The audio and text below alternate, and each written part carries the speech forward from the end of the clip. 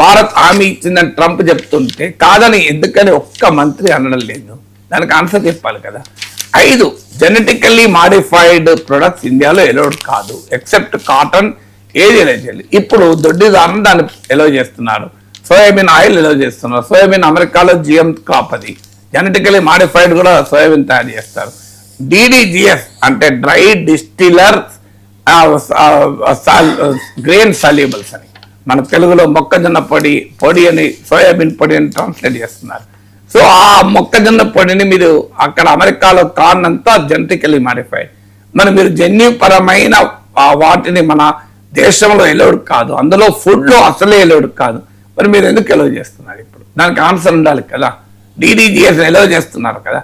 ఇవన్నీ ట్రంప్కు భయపడి చేస్తున్నారా లేదా శక్తితో చేస్తున్నారు? శక్తితో చేస్తే రష్యా చమల ఆపదు. శక్తితో చేస్తే వ్యవసాయ మార్కెట్లోకి ఎలో చేయకూడదు. శక్తితో చేస్తే నాన్ టారిఫ్ బ్యారియర్స్ తొలగిస్తామని మాట ఇవ్వద్దు. శక్తితో చేస్తే ఇలా జెనెటికల్లీ మాడిఫైడ్ ప్రొడక్ట్స్ ఎలో చేయకూడదు. మరి మీరు ఎందుకు ఎలో చేస్తున్నారు? దీనికి ఆన్సర్ ఉండాలి కదా. సో మీరు శక్తితో చేస్తే మనం ఎందుకు 0 డ్యూటీ, అమెరికా ఎందుకు 18% వేస్తుంది? ఇప్పుడు మనమేమో ఎగుమతులు చేస్తే 18%, అమెరికా వాడు మనకు పంపిస్తే మనం 0%. అది శక్తితో చేసినట్టు అవుతుందా? మరి నిజంగానే రెసిప్రోసిటీ ఉండాలి కదా. మనం కూడా అమెరికా 18% అయితే మనం 18% వేయాలి. మరి ఆ ధైర్యం ఎందుకు లేదు మోడీ? అదేంటయ్యా నువ్వేమో 18% వేస్తావు మా ఉత్పత్తుల పైన, మా ఎక్స్పోర్ట్స్ పైన, మీ ఎక్స్పోర్ట్స్ పైన మేము 0 ఎందుకు వేయాలని అడుగుతున్నాడు ఆ మోడీ.